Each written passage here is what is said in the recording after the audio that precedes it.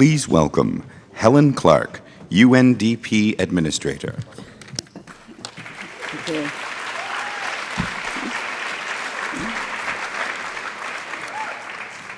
Well, I'm here to introduce a very special guest to the summit. And the guest is attending for the very first time. Our very special guest is United States Secretary of State John Kerry.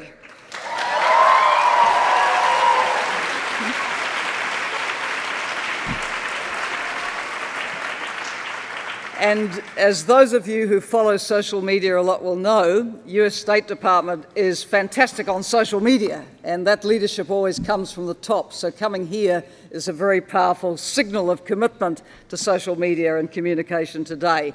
Let me say very briefly, Secretary Kerry has devoted his career to public service and international relations. We know him as a senator from Massachusetts for 3 decades, as chair of the Senate Foreign Relations Committee for 4 years, and United States Secretary of State since 2013. The Secretary has always been a champion for sustainable development and environmental causes, from helping to launch the very first Earth Day in Massachusetts way back in 1970, to signing the Paris Accord on climate change at the United Nations in April this year. I think we need a really big welcome for Secretary of State John Kerry.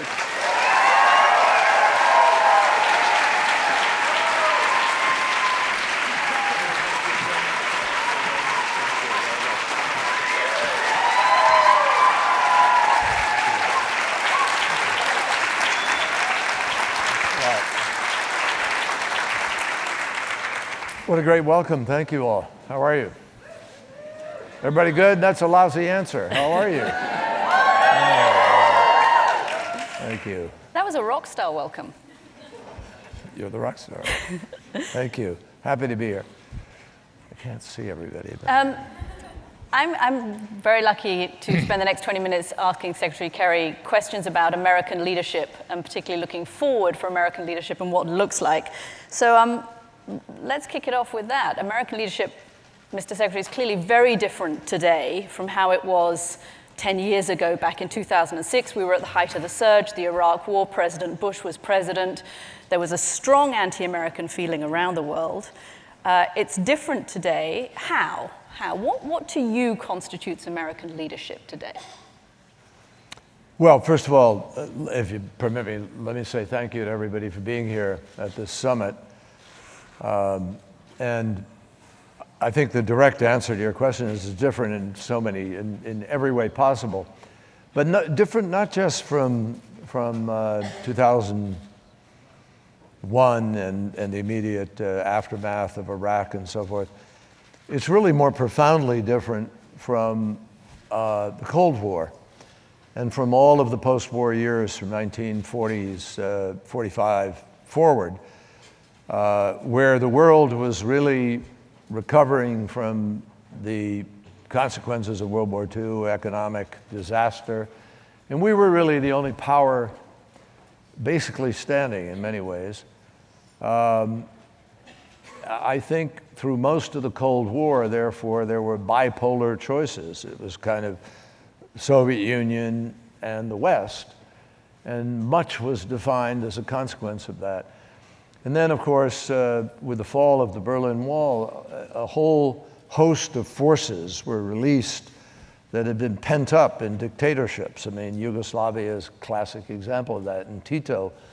And that resulted in the emergence of a group of new nations, but also a set of forces, religious extremism, radicalism, so forth, some ideology, that changed the nature of conflicts. And I think coming into this century, the last 10 or 15 years have been defined not as much by nation states going to war or in confrontation, though obviously we have Ukraine and we have moments of tension, but it's by non-state actors, the Boko Harams, the Al-Shabaabs, the Al-Qaeda, the ISIL now, Sha'ar al-Sham. I mean, we have 120 groups or more in Syria, all carving out their own turf, all with different shades of agenda.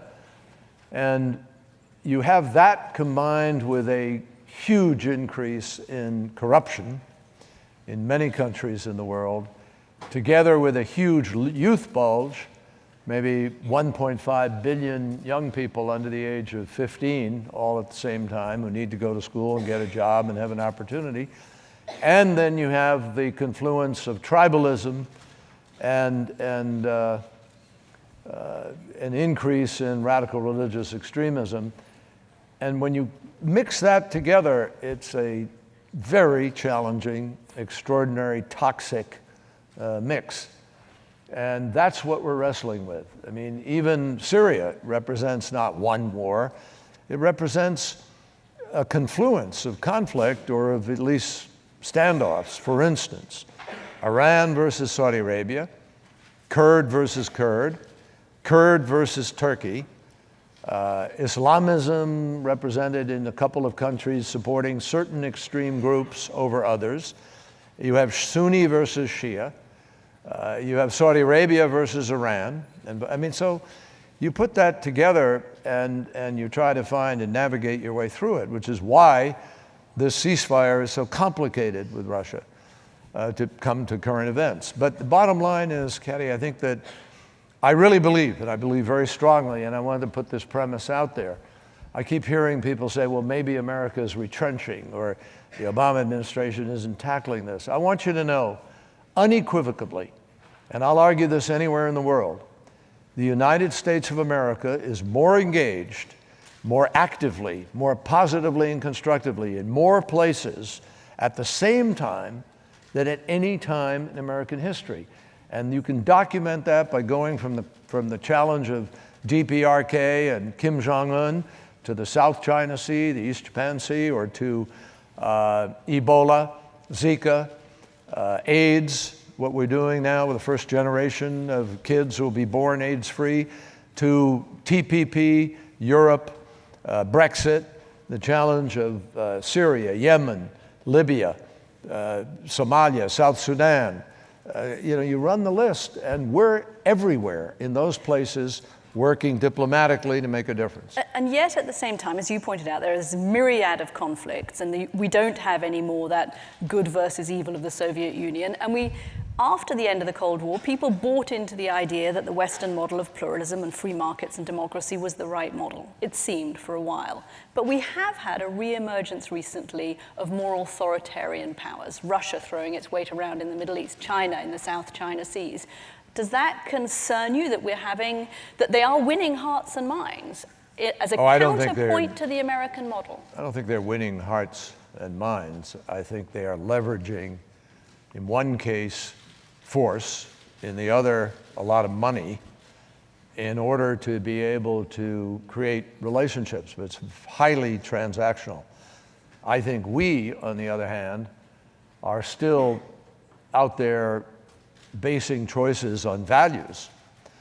And I think where people have an option to choose the values, they choose them without any question. But in many places, they don't have the option. The political space in China has been narrowing. The political space in Russia is nearly non-existent. And Russia is doing what it's doing in Ukraine with little green men running around in uniforms without insignia on them, pretending that they don't belong to Russia and they're not there. So I don't think the world buys into that. I'm absolutely convinced, as I travel the world, people appreciate what the United States does in terms of our leadership. And I'll tell you that if we don't, in many cases, and I say this without arrogance, this is not a statement of America beating our chest. It just tends to be true that if we are not engaged in helping to push and force and cajole and leverage and use our power effectively, very often things don't happen. Not always, but very often they don't happen. And we've been deeply involved, for instance, in helping President Santos in Colombia to be able to leverage the end of 50 years of civil war. I just held a demining event today with my colleague from Norway, the foreign minister, where we are coalescing countries, and we had a donor conference today, to try to get rid of mines, because 11,000 Colombians have been killed with kids stepping on mines that were laid years ago, and people don't know where they are or what's happening. Cambodia, you have this. Afghanistan, you have this. So, you know, we're leading in those kinds of things. At PEPFAR in Africa, we are on the brink of having the first generation of children born AIDS-free in Africa because of what we have done with PEPFAR and with the effort to build a healthcare structure. And you know, last year, you all remember at Christmas time last year, there were predictions, or I think the year before now, time is passing so fast, but their predictions were 1 million people were going to die in Western Africa because of Ebola. Well, President Obama had the courage to send 3,000 American troops there. We built healthcare delivery capacity, working with the French and working with the British, who deserve enormous credit, both equally. We turned that around, and we didn't lose anywhere near that, and we ended it as a potential scourge that could have gone global. So that's where the leadership is so critical, and that's where we are engaged again and again in place after place. You've described, I think, crises in every continent of the world. I think you didn't get to Australia, and I'm not sure if that counts, but... Well, the crisis there is they lost to the All Blacks. That they're worried about. How do we keep focused on, and if you look at polling of the next generation from around the world, the kinds of issues that people, the big intractable issues that people are concerned about, corruption, social inequality, climate change, education, of course, gender equality, how do diplomats like yourself keep focused on those issues when every day there seems to be, and I've never known a time like this, there seems to be some new immediate crisis that we have to deal with? I mean, we're good at multitasking. We actually are. We have not hesitated on any one of those issues that Katty just mentioned. In every bilateral meeting that I have, I will raise people join. Just this morning, I just met with, we just had a trilateral with the Japanese and with the Koreans. And I raised the issue of HFCs and the Montreal Protocol, of the International Airlines Agreement on airline contribution to emissions reduction, and on their joining the Paris Agreement so that that becomes effective this year. So we're constantly pushing on all these agendas. We are the major global leader on anti-human trafficking. We issue an annual report. Our people in the State Department are working on it year-long in order to tally up what other countries are doing and try to create accountability. So we do a lot of things all at the same time. That's the work of the State Department. And we do it all, I might add to you, on 1 penny on the dollar of American taxpayer money, which is frankly absurd in today's world, where we are all interconnected and where the success of any of these countries in Africa or anything in the Middle East or South Central Asia or Asia has an impact on us. And whether or not those kids go to radical religious extremism and strap a suicide vest around them, or whether or not they will join the community of nations as an educated person, to some degree depends on our meeting the 2030 goals that we're here to talk about now. That's what's critical. So, full disclosure, my father was a diplomat. It's in my DNA. But there is a feeling in the United States amongst some people at the moment that the era for diplomacy is over, that we shouldn't even be talking to some of America's adversaries like Russia and Iran.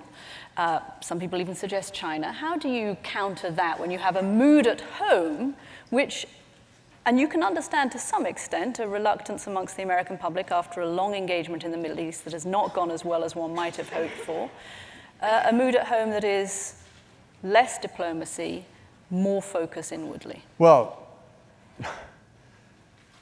because a lot of people define our engagements abroad in the context of dropping bombs on people and being engaged in a war.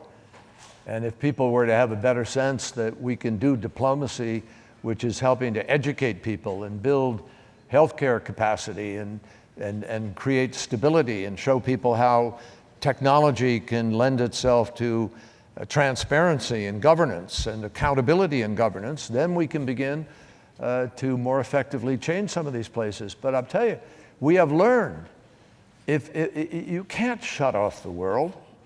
You can't. 95% of the world's customers live in other countries. People are fighting this concept of trade, but trade is not the problem.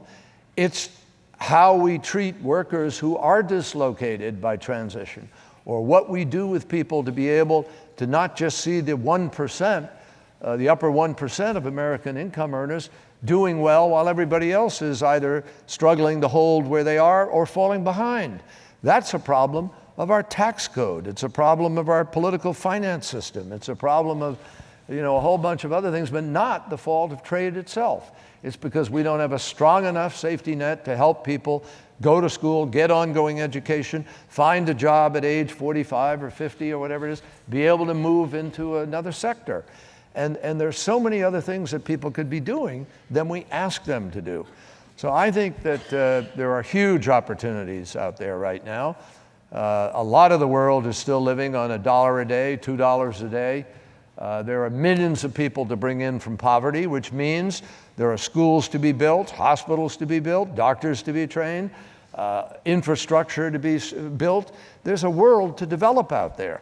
And that's, again, what 2030 is trying to talk about. So if our vision will just be a little less, narrow, myopic, and people who run around saying, no, we just got to take care of ourselves, there is no way just to take care of yourself in today's world. You will not grow your economy. You will not build people who are responsible. No way.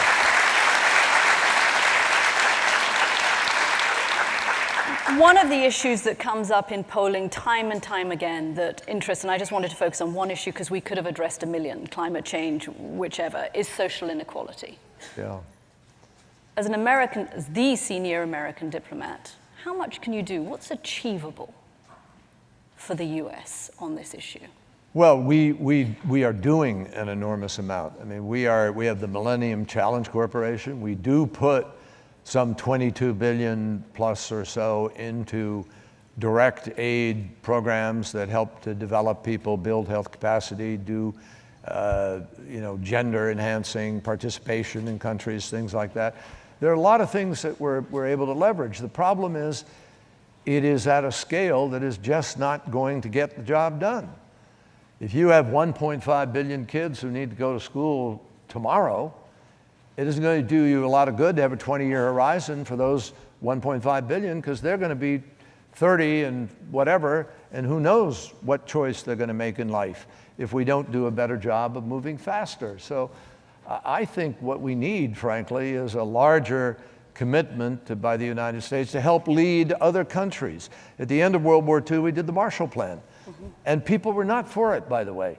Harry Truman had to work like hell to get that through, and it was, many people sort of resented the notion because we turned around and helped Germany rebuild. We helped Japan rebuild. But guess what? Today, Germany and Japan are two of the strongest allies we have, two of the most leading economies in the world, two democracies working. It was an investment well worth the lending that we did. We didn't even give it money. It was a lending program, concessional lending for low interest loans. We should be gathering the many more developed countries of the world now in an effort to grow what we do with the World Bank, what we could do ourselves, the Global Fund. All of these kinds of things need a greater effort, because you got a lot of countries that would like to reduce their emissions, like to be responsible nations to live up to the Paris Agreement, and they simply don't have the money to do anything to provide their electricity except take the cheapest source of power, which they're told is coal. The problem is, it's not. When you tally up the damage from all the storms, the droughts, the fires, the infestation of new diseases that live because it's warmer, they used to die. I mean, all these other costs are the true cost of climate change. And most cost accounting, when people make power choices, have no connection to the true cost. So that's part of what we have to change, is how people approach and think about it. Again, I just say to everybody, the United States showed leadership. I went to China within 2 months of being appointed secretary. We sat with the Chinese and got them to agree for the first time ever to a working group on climate change, geared to try to make sure our presidents could stand up in 2 years, in 1 year, and make an announcement that could rock the world with China and the United States joined together. Why was that important? Because only a few years earlier in Copenhagen, at the Conference of the Parties on Climate Change, it crashed. And it crashed because China was on the other side. China was part of the G77 that was fighting against anything happening. Nothing happened. So we changed that. President Xi and President Obama stood up and announced to the world China and the United States cooperating on climate, both setting their targets for reductions, which then led other nations to say, whoa, this is serious business. Paris could actually happen. And we went to Paris and got an historic agreement with almost 200 nations signing on, each to their own reduction plan, but with a fixed way of reviewing it and trying to hold people accountable. And in the end, it will not be governments who save us with respect to the issue of climate change and keeping the Earth's temperature at 2 degrees centigrade. It will be the private sector that responds to the message that was sent in Paris that there's going to be a new paradigm, and now there is a race of investment money, venture capital, angel investors, others, beginning to look for who's going to solve the battery storage problem, who's going to provide the next generation of solar panels that are more efficient and that are less costly. And that's what's going to revolutionize the planet and save us on climate change. But we need leadership that understands it. And it's astounding to me that we've had people running for president of recent vintage who don't even acknowledge that climate change is taking place. So we need to change that.